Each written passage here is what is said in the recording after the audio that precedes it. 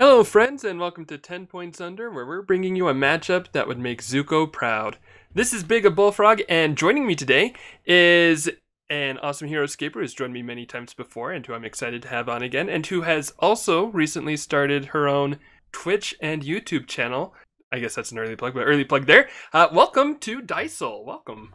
Hi, glad to be here. Yes, yes, all the honor for this matchup. We've got Honor Guard, we've got dwarves who are typically thought to be honorable creatures. We got Nasamu and Guilty McCree, so that kind of hurts the theme a bit, but very, very honor, lots of honor.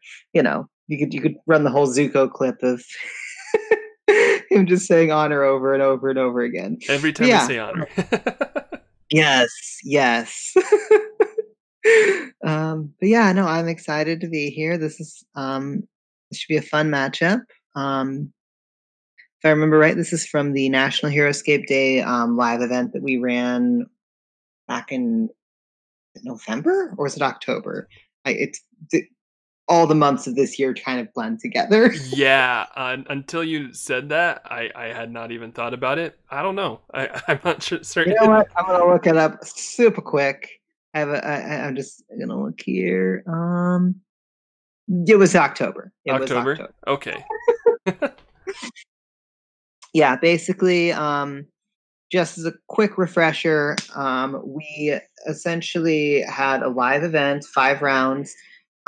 You brought a, let's see, 455 point army, 18 figure limit, and there was a list of banned figures, which is most of the good stuff. So there was no Q9, there was no rats, there was no Raylan, there was no 4th, no 10th, no Nilfheim, no Knights, no Heavy Gruts, and no Morrow Warriors from the classic thing. And then from the VC units, no Vulcan Mech and Centaurs, no Cathar Spearman, and no Quahan.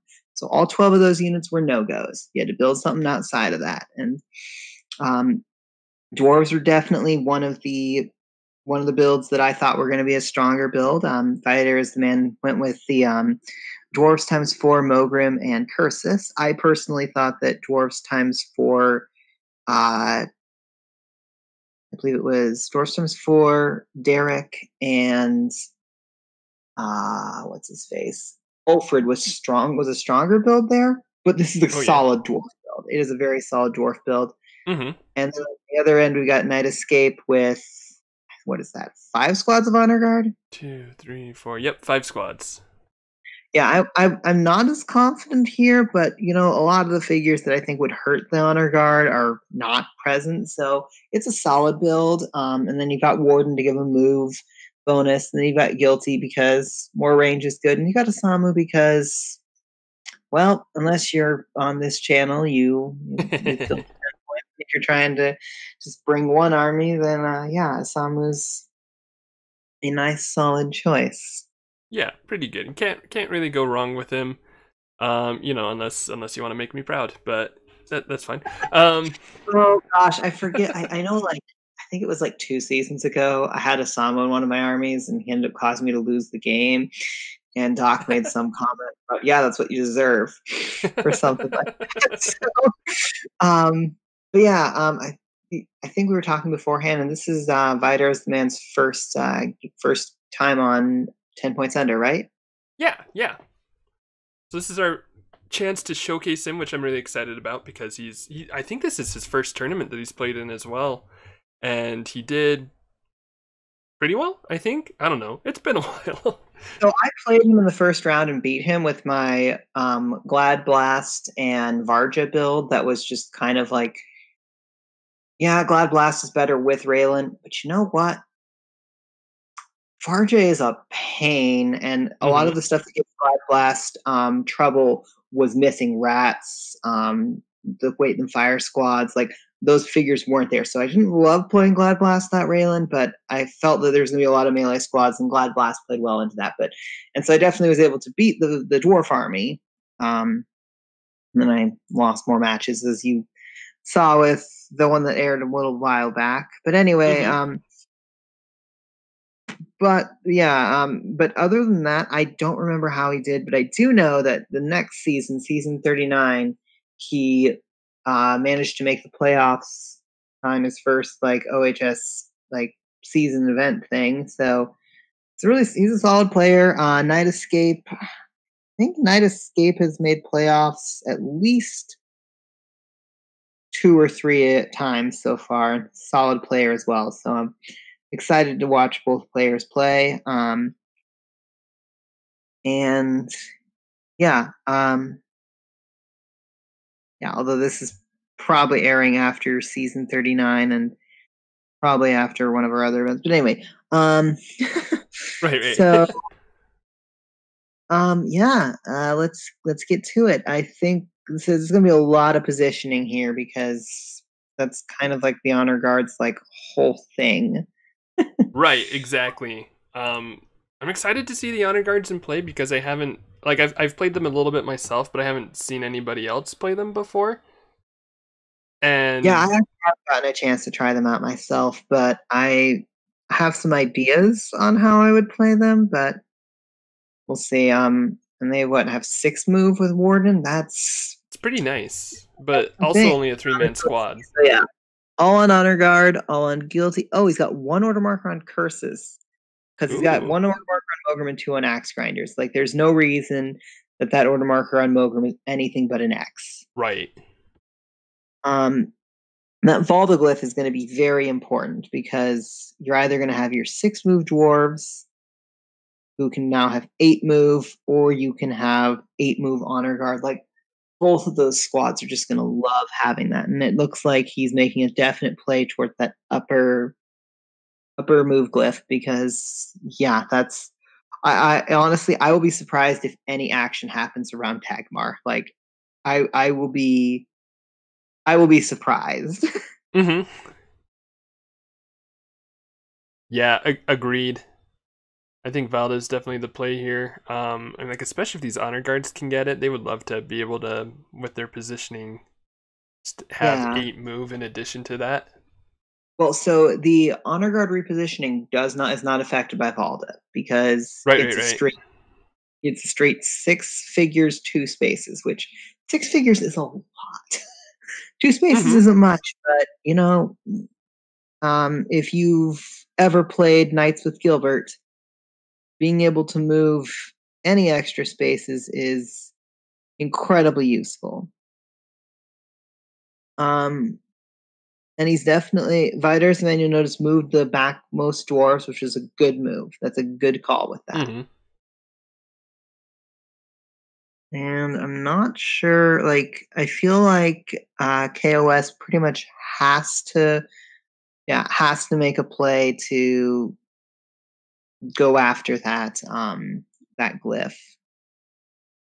Unfortunately for KOS, he kind of wants all his figures to be together, which leaves him open to Cursus coming in and Sonic fisting everything. Mm-hmm.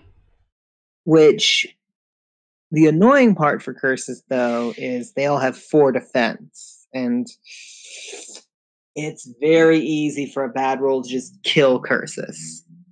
Yeah, and just put 55 points down the drain. I Potentially. mean, I to mean, be like, fair, like if you look in the start zone where there's like a whole bunch of them massed in there, right. Yeah, you hit I'm this thing. highly tempted to do that because what Cursus can, it's a range of 4, right, or a range of 5? Range of 4. Yeah. Range of 4, and then he can bound. But so you could hit the you could get to the start zone in 2 turns and hit that. So like if you wanted to, I mean, you sacrifice a bunch of board positioning, but if it worked, it could be really devastating. Mm-hmm. I just don't know if that's the right move. And now it's back to the dwarves, which they could. Oh, okay, that's a good move. I like that move, putting the dwarf up there because you want to kind of block off them from being able to get height. I mean, they can still get height. Oh, actually, no, wait, no, yes, they still can do that. 1, 2, you basically hop. Well, 4, 5. Okay, that battlement's in the way, so you'd have to take 2 turns to do it. Yeah. They have 6 moves, so 1, 2. Yeah, there's no real way to get there. Well, actually, 1, 2, 3. Yeah, although he moved all 4 of his dwarves that second round, right? That was 4. Did he move any in the back? Oh, he didn't. I understand why he did that, but I don't love it as far as positioning goes. Just because you're only moving up 3 figures, and it's gonna get dicey if Right. you want to be careful, especially since KOS can kind of start bringing his whole army in one spot, and you only have, and your third order marker is going to be on Cursus. So like, Mm-hmm. I'm just finding that like honestly, I would have brought up more dwarves, but I guess he's kind of hoping that they'll all stay in one place. Yeah, I guess ideally, but yeah, I mean, like, and to that point, so you've got the honor guard's power, where they get a extra, well, an automatic skull when they're next to each other, which 2 attack plus auto skull, pretty good against 3 defense, I'd imagine. Yeah. Well, and I'm not actually sure there's even anywhere that Cursus can go to hit them. Now let's see. And how far does Bound let him go? Bound is also 4 spaces. And it's a range of 4, right? Yeah. Yeah, he has no. I don't see any way to get there this turn. Yeah, he's just Yeah, gonna he hold can back get right here. there, but he's just out of reach. Mm-hmm. Honestly, that's probably his best spot, to just put Cursus there and then just kind of threaten Cursus.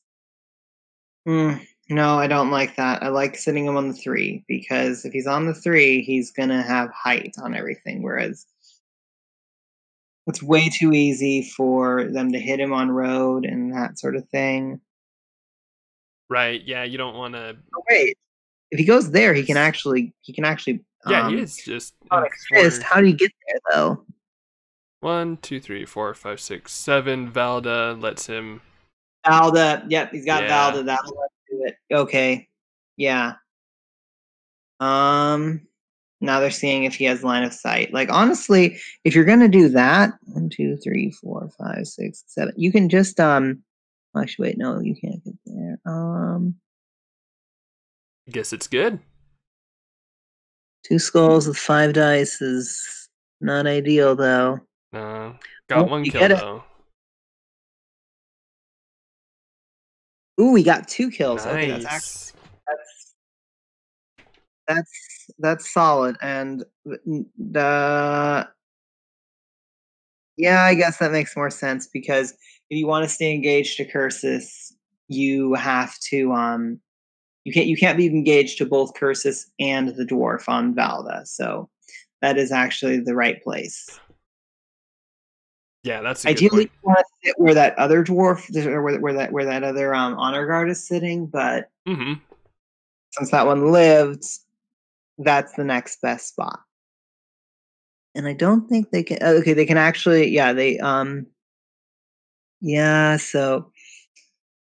Yeah, I don't think it was a good idea for KOS to build that little fortress of 3 there. Like, it was Yeah, better to because.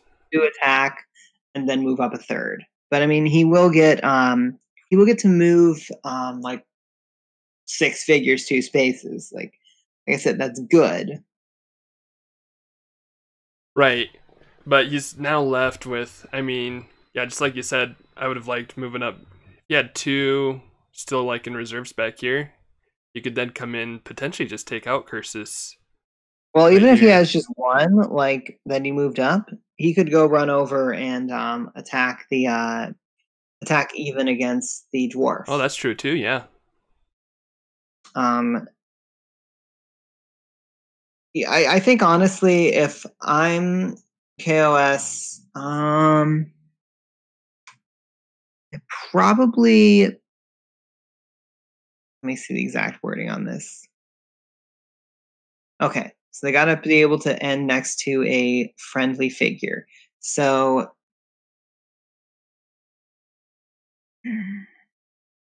Ooh, friendly figure. Team games, here we come.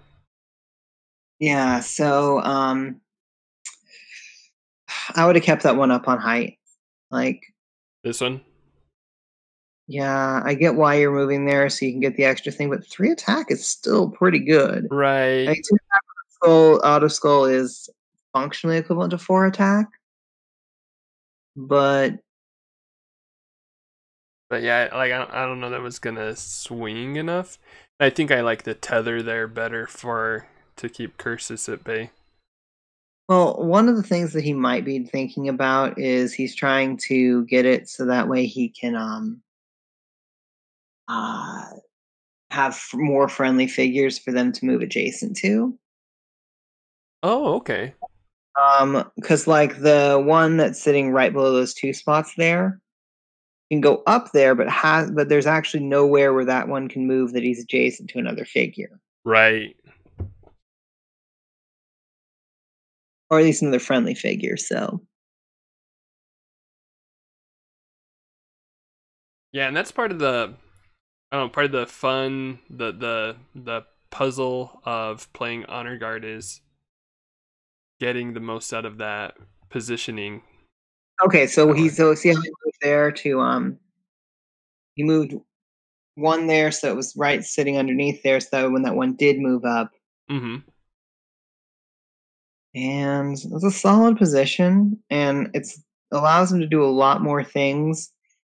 Whereas, like, if I'm Vydar, I just abandoned Cursus. Like, Cursus is there to be a roadblock while the rest of my dwarves kind of come up to play.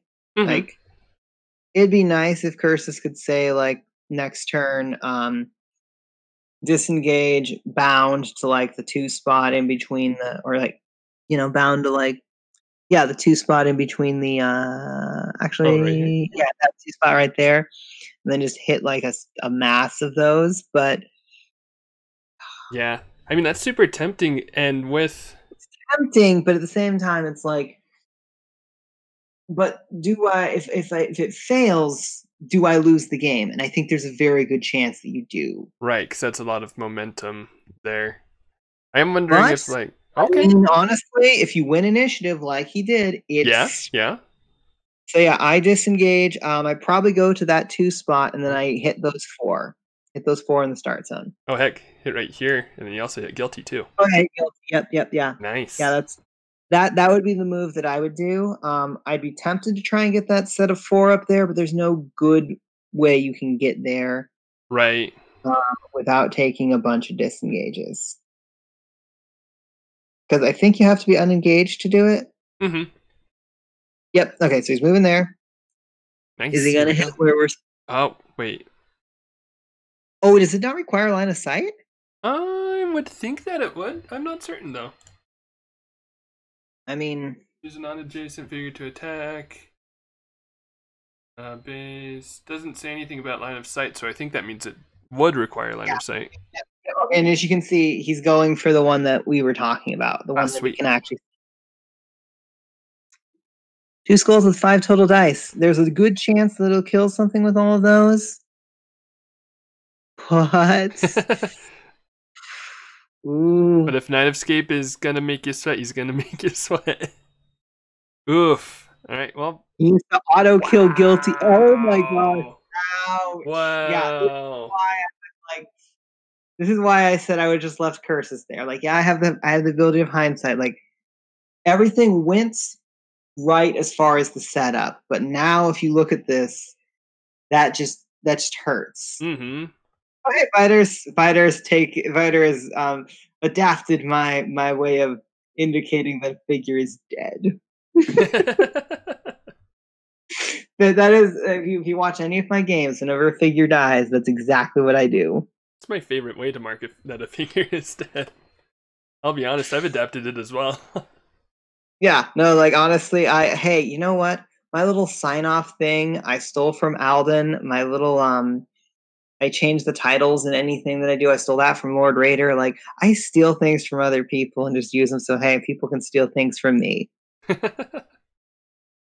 I mean, admittedly, don't steal anything that I actually have monetary value. So, Right. I feel like on the internet I need to make that disclaimer. Yeah, Okay, unfortunately. Nice block. I think Nice now block. he's getting an attack of. Yeah, I was gonna Okay. say, like, when you're getting an attack of 3 with an auto skull, you're probably not surviving that. Yeah. And so now a But you big can momentum actually move shift. another dwarf onto there. Yeah? Wait, I'm assuming he's not I done. would hope not. Like, Next level plays, just passes his turn even though he's not playing fourth mass. I mean, Even then, fourth mass, you still don't want to just pass yeah, your turn. at this point, he's lost Cursus and 3 dwarves, and Knight of Scape has lost 2 honor guards. So Knight of Scape is definitely winning, and he's got this controlling position Mm-hmm. by the. You know what? Like, honestly, like, I understand why he's doing this, but I would have just grabbed the Valda glyph and then just moved up my other 3 dwarves from the back with 8 move.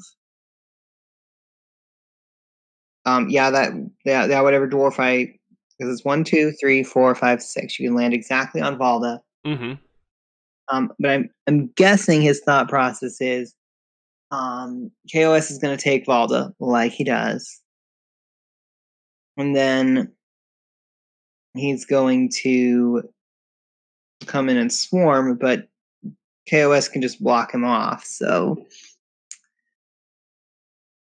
I would have grabbed Valda and moved up my 8 move dwarves, but we'll see what he does. Yeah, it's.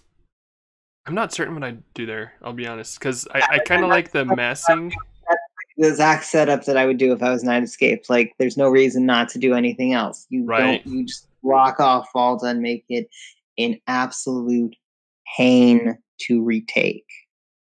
Mm-hmm.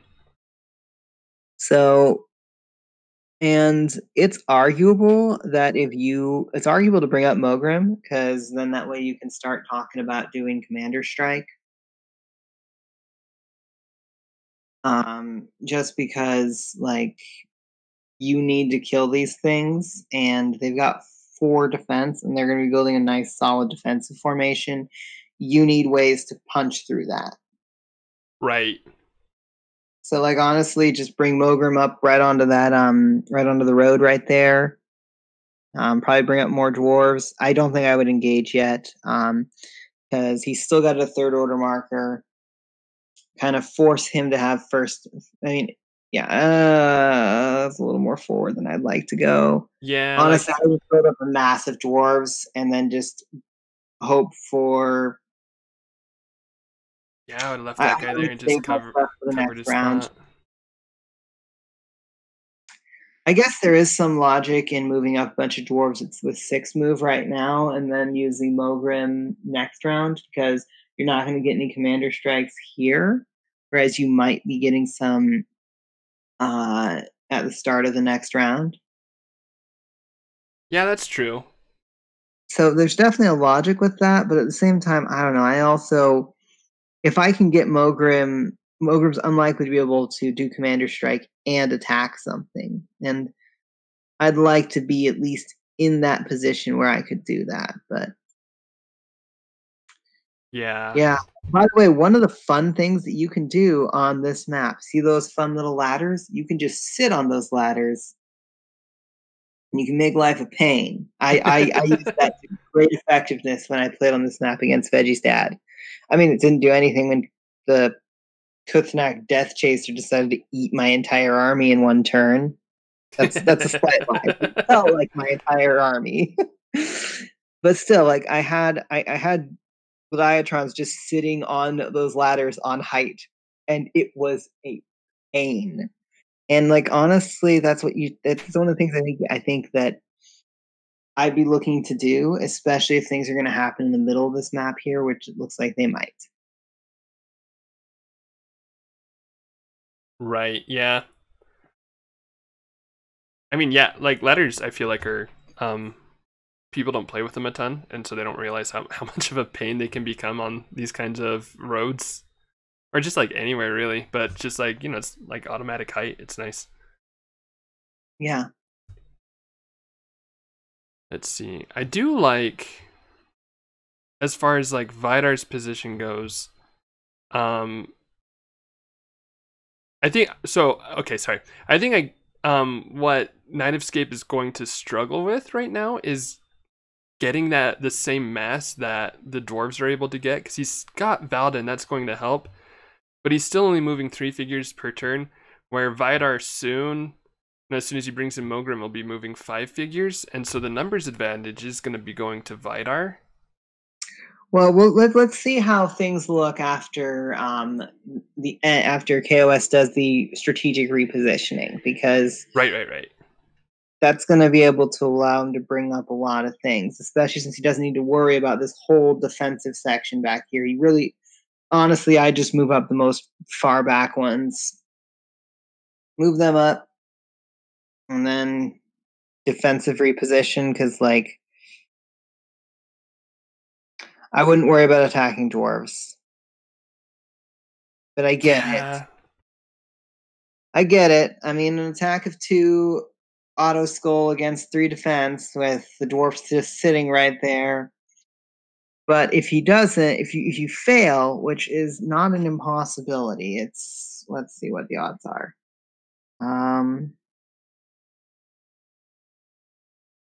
Apparently it's 100%.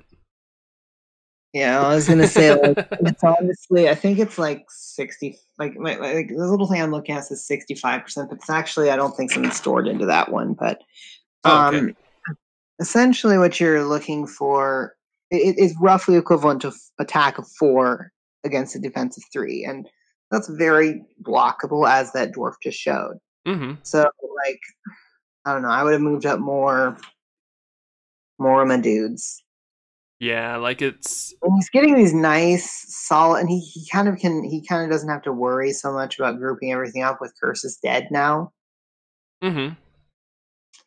But like, he's got essentially like 3 waves, and I don't love having 3 waves, especially with the dwarves, who are probably going to just crash on in. But yeah, I mean, at this point, yeah, Mogrim,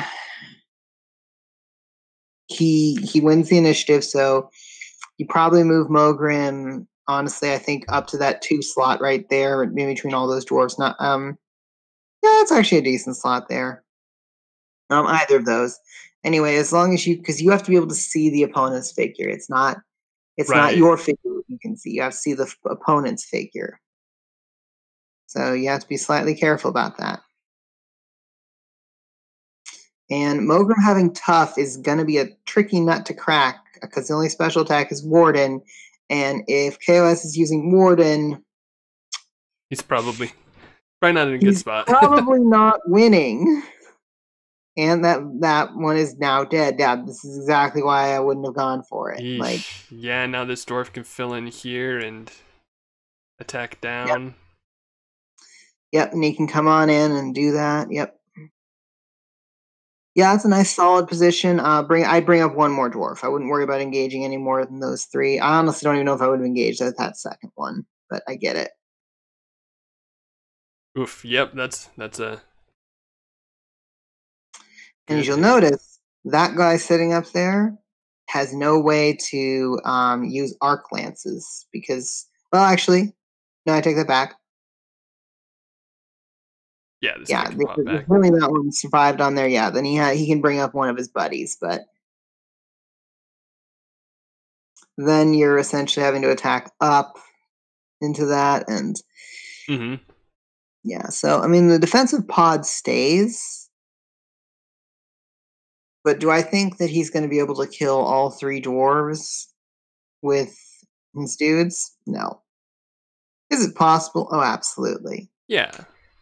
But because it's all going to be attacks of 2 with an auto skull against 3 defense. But as we saw, that can survive, and I think 1 or 2 dwarves will probably fall. You probably want to move up one of the far back ones to that 3 spot. Yep, like that. And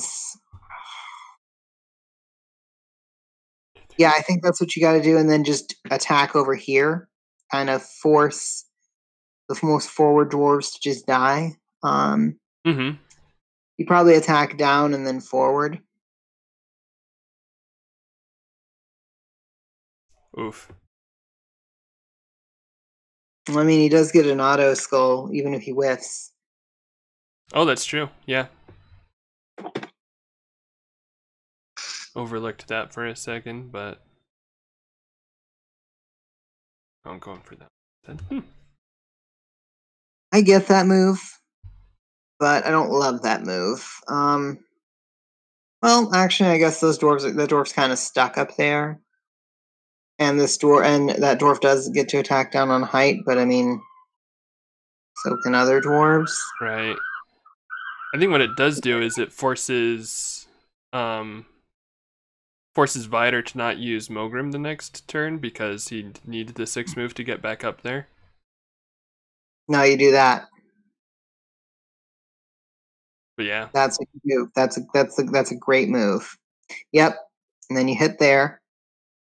You don't get it, but then you get to punch into that one there. And it's a 4v5, so goes through. Nice. Yep. And then that dwarf is going to move there, and actually no, the back dwarf can't get. One, Yes, two, the back three, dwarf four. can't Yeah. get there. Yeah. Or you could just shuffle. Yeah, I guess you could do that, but.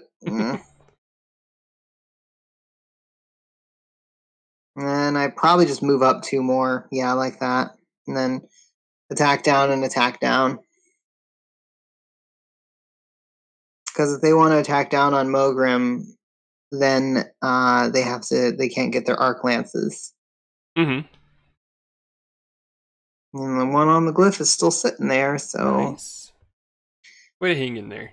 if he puts Mogrim on the Valda glyph, that's gonna be a pain. Oh yeah.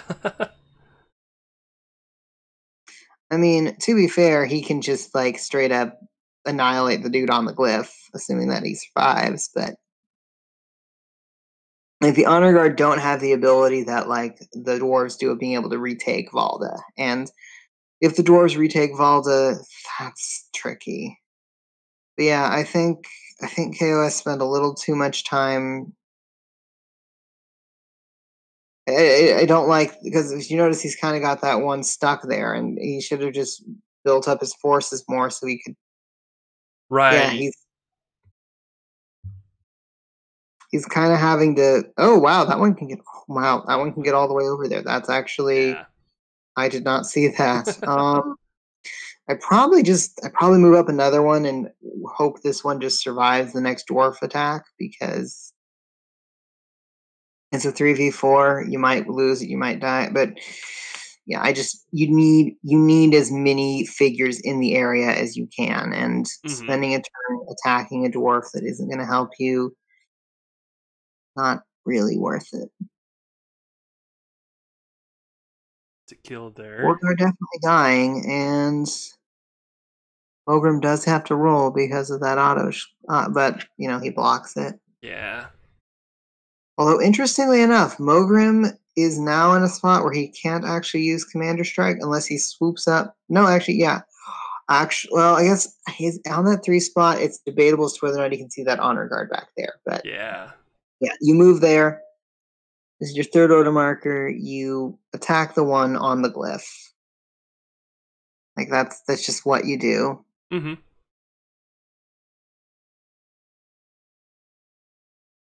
Oh, I don't think you can see him, but that's up to KOS. But said nope, you can't see him. All right. And But gets that kill. Nice. And then none of the dwarves can actually get to it. Yeah. They're all just off. But you've now forced KOS to have to try and retake it. But if I'm KOS, I actually don't bother with it this turn. You know why?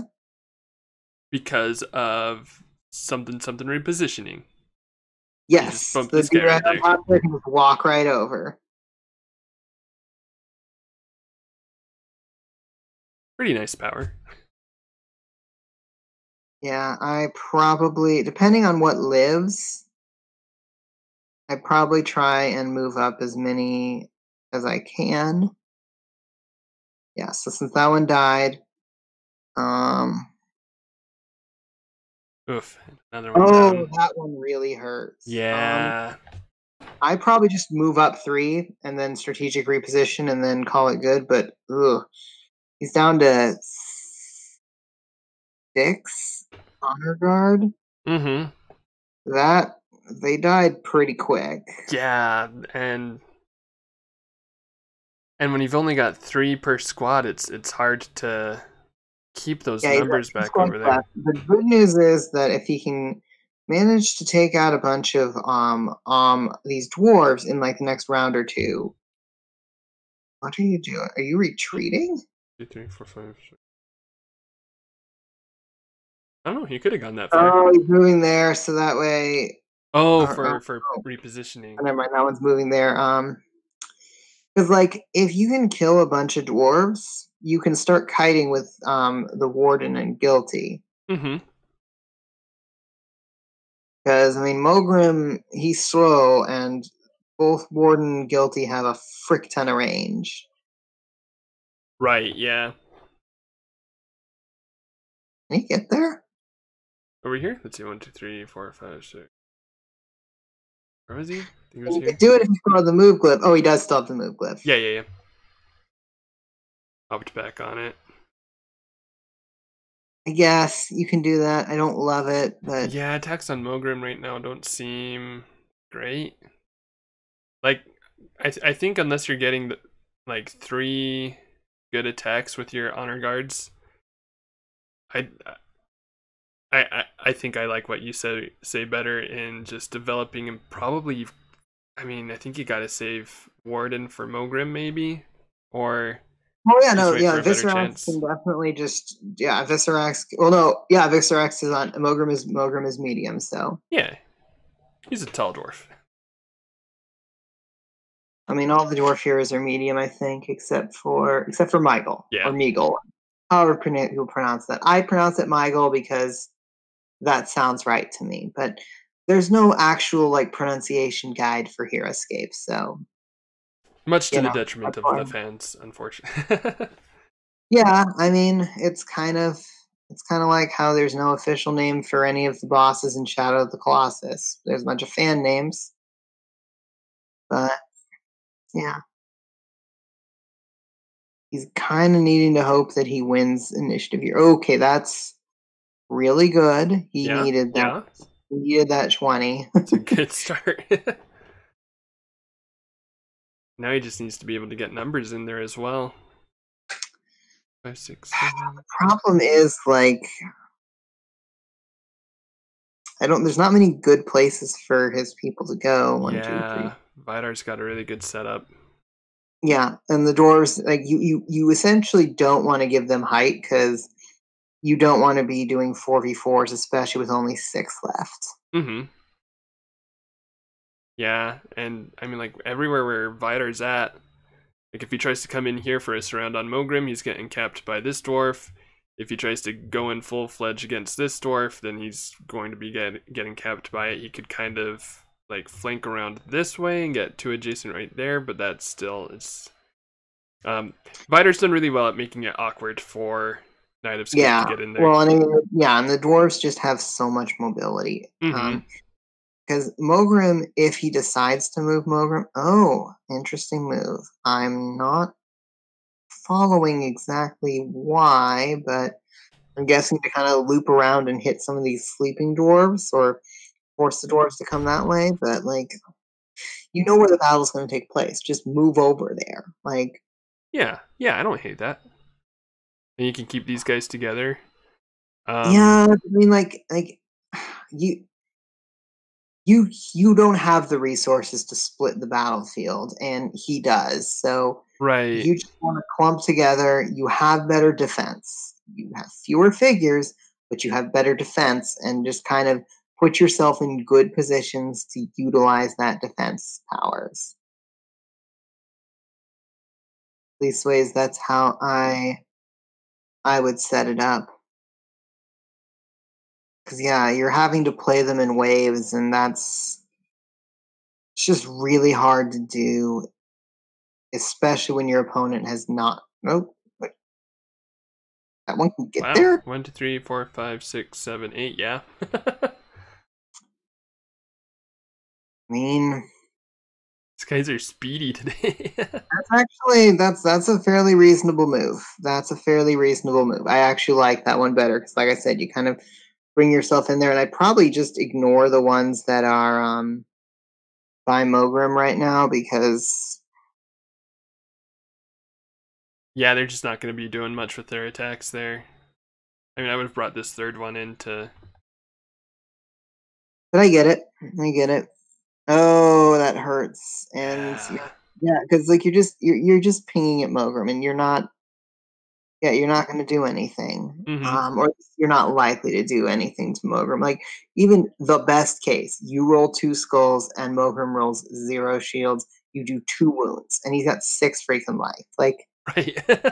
Mogrim is such a good figure. And he can totally commander strike, but they must have forgotten about that. I guess it is debatable as to whether or not you can actually see that figure. Yeah. But Potentially, I don't know. I think you can, but I could see it being argued. But yeah, now a dwarf hops on there, and more dwarves, and just like it's just, oh yeah, like you kind of need to just like honestly focus on killing as many dwarves as you can. You've got, yeah, he's got 2 3/4 squads. Like that's still a lot to get through, and it's a lot of dwarves, and only 5 honor guard remaining to do that. So with 5 honor guard, and there's a very good chance that you only have 3 after this turn because you're going to get attacked multiple times. And especially when you roll 3 for 3 on skulls. Yeah.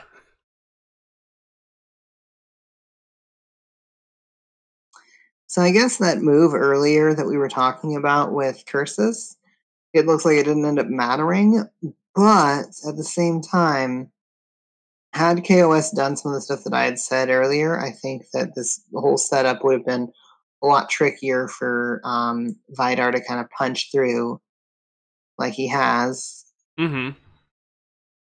He's got 3 honor guard left, and he's on his order marker 2. Ouch. And it's worth noting that that one there can't actually attack anyone because they're not adjacent to that. Well, the battlement gets in the way, and they're too small. At least I think they're too small. Yeah, that seems right. I think that's level 2, level 4. Or wait, what's the height on the honor guard? Well, the dwarves are only 3 high, so they might even be just hidden completely beneath the battlements. Let's see. The battlement was only 2 high from that side, so it'd be okay. If the honor guard's 5 tall, I think it's fine. Okay, I think the honor guard is 5 tall, but it's one of those things with like dwarves and stuff. I used it actually in my game against Vydar. I used it to kind of just stick a dwarf where it was going to be a pain to pass through, but I had to be careful because one of the spots had some battlements, and if I placed the dwarf wrongly, so you've killed 1 dwarf, and order marker 3. Mogrim's just going to walk on over. Yeah, right there. That's a great position. Not quite enough, but you might get a kill there. And if you don't, you've got so many places that you can move. Yeah, and so now you just kind of swarm in. You've probably stolen order marker 3 now. Because if he put order marker 3 on guilty, good job for him. But like, I'm going to be shocked. And actually, one of the problems, it's going to be hard to kite 8 move dwarves. Yeah. That gets pretty tough, unfortunately. At this point, it's going to require a freaking miracle for KOS to win. Like an Osamu miracle? I mean, the problem is there's enough figures that if Vydar's careful, he can actually just straight up Osamu mate. Oh, that's true. I actually did an accidental Asamu mate once. Such a good feeling. Nice. Like, I've hit you. Ha, okay, you vanished, except for you can't go anywhere. You have to be really careful with that Asamu mate because he can move through figures. Mm-hmm. He put order marker 3 on guilty. Good Nice. Good decision. call. And now he's got 2 attacks from height, so that's more than I was expecting. Yeah, I mean, it's definitely, yeah, that was really good. That was a really good order marker placement there. Being able to predict that you were going to lose all your honor guard, or at the very least, not the order marker would be a poor waste of them. Unfortunately, here comes Mogrim. Mm-hmm.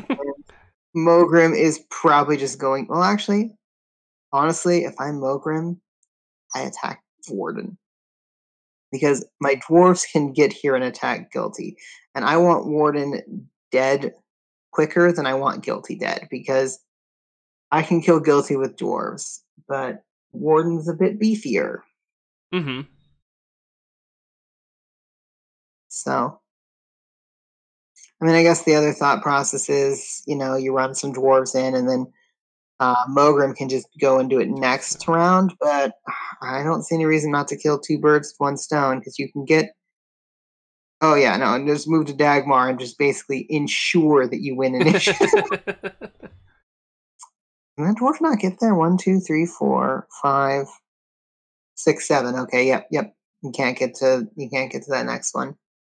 Yeah, not quite. Yeah, and so grabbing Dagmar, like, yeah, I remember how I said I would be really surprised if the battle came down to this area. I mean, it only is because really want initiative, and essentially getting a plus 11 to initiative Mm-hmm. means that as long as Vydar rolls a 10, he wins initiative. Yeah. Yeah. And in fact, almost if KOS rolls 11 or lower, he just loses. And actually, let's see. It looks like, um, looking at time and stuff, I think this game went to time. So Oh with well, Knight of Scape leaving yeah, out, like, and I mean, it doesn't matter because, like, yeah, next round it's like Mogrim runs in and attacks the yeah, warden. stuff dies, and The odds of doing 2 wounds to the warden by yourself, 16% with Mogrim, but nice. 38% chance that you do 1. And you've got enough dwarves that you can just surround Warden, and Mm-hmm. Warden is not going to pull this off. I mean, yeah, Mogrim by himself is worth more than the entire remaining army. So, but yeah, no, this was a solid game. I definitely liked several of the players' both moves. I'm not a giant fan of how they set up in the beginning there, but I think they both played things fairly well. KOS made a lot of good uses of that repositioning, Mm-hmm. uh, kind of moving his stuff up more. I think he probably could have been helped if he'd moved it up a little faster, but overall he did that. He had some really good choices. He set himself up in a way that um, he kind of invited that Cursus play, which, like I said, I didn't think it was a good play. I didn't like that play by Vydar, but once he kind of got his dwarf engine rolling, he got it rolling really nice. Mm-hmm. I'm quite happy with how these players played this. Like I said, I had my nitpicks, and it is a lot easier to armchair one of these and be like, yes, you should have done this thing, because clearly I can see and guess. But I mean, it did kind of. I mean, it did kind of play out like I thought it would, but um, kind of going into this matchup, like, dwarves are definitely, I think, favored because more attacks and all that stuff, and Cursus loves units to like to bunch together, which the Honor Guard love to do. Mm-hmm. At the same time, it wasn't unwinnable because Honor Guard they've got some really good stats, and as long as you just, I think, had a couple, I think, especially in like the early game, if a couple of swings had gone differently. Like, okay, say like for example, like that whole 2 attack thing. Curses killed 2 honor guard with 1 attack of 2 skulls. Right. Like if those 2 block, that's actually huge, and KOS is in an amazing position at that point. Oh yeah, yeah. Because then he's still got that group up there. He can reinforce into that So, position. like, honestly, I don't know if that's the only thing that changed the game, but I do think that there's a lot of little things that could have made the difference one way or another. I don't think that, I like I said, I have my opinions about how I would have played this, but I think that again, it was very winnable on both sides. Vydar just played a little bit better, Mm-hmm. and he also had the better army. So those Yeah, two yeah. things together kind of help. Yeah, definitely I an don't know if edge going that's into word for this. this, but Yeah, and I yeah. think that's like so with the like I said at the beginning of the game, I've got limited experience with the honor guard, but that's always been my the trouble that I've had with them is just they've got good stats, but only having 3 attacks per turn. At least playing into armies like dwarves Well, is so tough to yeah, I mean, maximize on. the dwarves are going to mass, so you have to mass Mm-hmm. because that's kind of how you've got to play this stuff. Like, yeah, I think trying to keep the dwarves from doing that, but um, yeah, don't you once you had Valda, if you just kind of like hold it and just start moving your dudes up to help protect it rather than trying to go for some more dwarf kills, like Mm-hmm. I think that was the play that gave Vydar the opening to take back the move glyph. And then once he had Mogrim in that position, it was just it was just gonna because Mogrim was eventually like I think even if KOS does what I do, Mogrim still probably comes in and helps take that glyph. But I think then you're in a much better spot to be able to fend off the dwarves and kind of make it less relevant. Mm-hmm. And at least that's how I view it. But like I said, I think it would. I think it could have easily gone to KOS had a couple of things, especially in the early game, gone very differently. But still, solid game, Yeah. solid players. I'm glad I got to see it. Yeah, yeah, I enjoyed this one. This is a cool one to be able to see both of these players in action as well as these armies because it's a cool matchup. And so yeah, definitely One enjoyed it. worthy of Zuko. Say that again. I said one worthy of Zuko. One worthy of Zuko. Yes. Very yes. As you notice, the dishonorable Osamu never moved, and the guilty got killed in 2 hits. So Yeah, you yeah. know. Whereas all the honorable figures, they Died kind of stuck honorably. around. Yes, yes, yes. We planned it that way. Yeah, yeah. Exactly. But yeah, but yeah, this is a good game. I enjoyed it a lot. Thanks so much for joining me for this one, Dysole. Yeah, absolutely. It was fun. Yeah. And so let's see, before we sign off, I know you've got a few things that you've got available for Yeah, advertising. One thing I'm excited about is your channel. so a couple things I want to mention. First, we have added a new thing to the I guess OHS interface. Mm, If you select a figure and you hit Control Alt Y, Command Alt Y if you're on a Mac, it will pop up alt text that has all the figure stats and all of their special powers as well. And we have this on all the figures that you can import into the game from Classic and VC. And I will note if you do it and nothing happens, double click because there's a couple figures, especially some of the larger figures that are actually multiple images. You have to double click to get the alt text to come up. But we have it set up that way, so if it's super helpful for you if you're like wanting to know, like in the middle of a game, what does this figure do? or what is the d20 roll I need for this, or what is the d20 roll my opponent needs for this, you can, or even just like what is the exact wording of this power, you can just look at it in the game. So that's a new feature that we've added in, just to kind of make things a little bit more user friendly. On the OHS front, based on when this video is going to get released, we will probably be done with season 38 is almost certain to be done by that point. Our V-Cheese event is probably going to be either finished or wrapping up at this point, which is essentially just bring the best army, 520 points. But our season 39 signups should either be out by the time this video comes out, or they should be very close to coming out.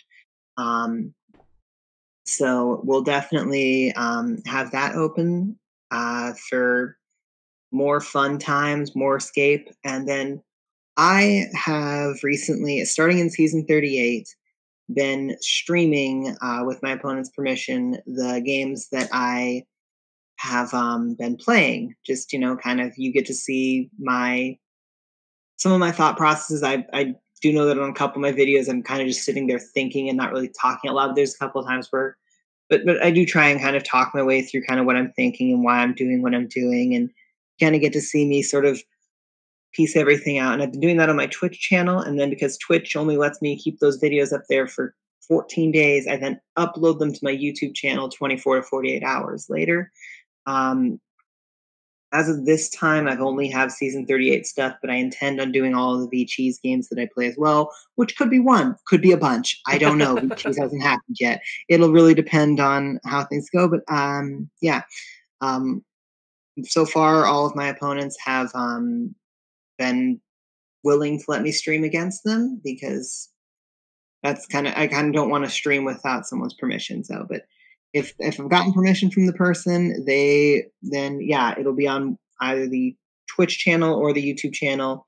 All the games are going to go. All the games that I record on Twitch will go onto YouTube. So if you miss it, you can always watch it on Twitch until it goes away, but you can always watch it on YouTube after that, unless for some weird reason YouTube decides to delete my channel or something like that, which I don't anticipate happening, but yeah, hopefully not. So I just kind of started that, so bear with some of my early experimentation with my setup and figuring out what works and what doesn't. And I definitely know that some of my audio is not the best, but yeah.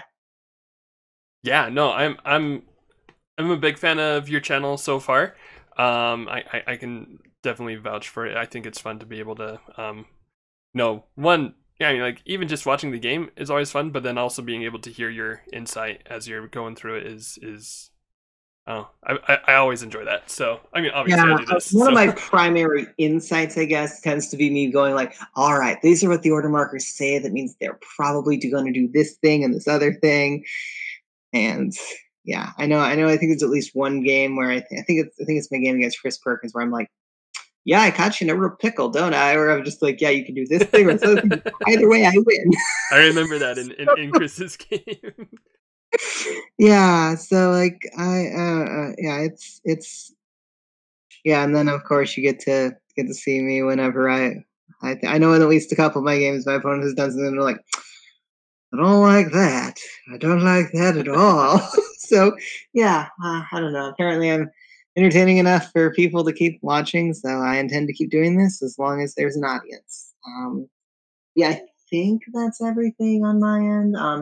Again, about the season 39 stuff, we intend on advertising it in all the normal places: the site, the Facebook group, the Discord channel.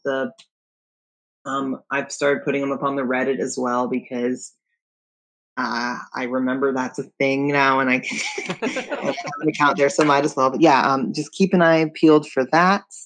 That's all the things I think I need to kind of advertise on my end. Sweet, awesome. Yeah, I had a bunch of stuff prepared, and then I remembered that this is an online con, so I don't actually have as many things to add in on for this video. Live event, and I promise you there will be another live event. Timing and the actual event itself, like we've barely scraped the surface of that at this point. It's still probably at least a couple months out. So Okay. But definitely keep your ears peeled, and who knows, there might be, by the time this video comes out, we might have already solidified an idea of what we want to be doing for the next live event. But because I know we've at least mentioned it briefly, and the last one was in October, so you know, it's not impossible that you might be seeing another one coming down the pipeline in the not too distant future. Sweet, that would be exciting because the live events are really, really fun. I mean, like all of the events. I'm looking forward to VCheese as well to just one to play in it, two to get a bunch of videos because I don't get to talk about cheese armies as much, and Yeah, I miss yeah, lost a bunch. But yeah. I know there's because I'm one of the organizers, I can look at all of because when this video is being filmed, VCheese is right on the cusp of starting. So I've been able to look at the armies, and it's a nice, good mix. Like, there's not like one army type that's like dominating everything. I'll just say that much. But of course, by the time this comes out, you all will have a list that all the lists of those, and you'll know what won. And probably there's a chance you might not by the time this comes out. I don't know. It's going to depend on how long the event itself goes. yeah, we'll see. It might be weird around the holidays, but should be a quick Yeah, one. yeah. We intend for some flexibility there, but yeah. But definitely just keep an eye peeled on our stuff. We try and make sure that we keep providing events for people, especially as we're still in the middle of the pandemic that's kind of forcing people to stay home and Mm-hmm. not play as much Livescape. Yeah, no, and it's a great service that you guys provide for us. I mean, like it already was before the pandemic, but now, like, um, just like with the how many events have been able to go through has been really great. I think for a lot of people. So, yeah, Yeah. hats off to all y'all in the OHS scene.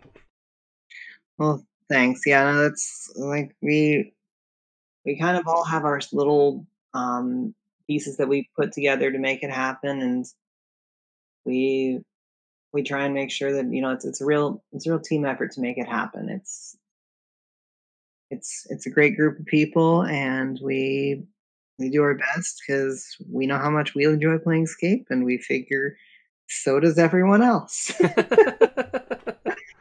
So yeah, but that's everything from me. All right, sweet. That's everything for me as well. So, thank you again for joining me for this one.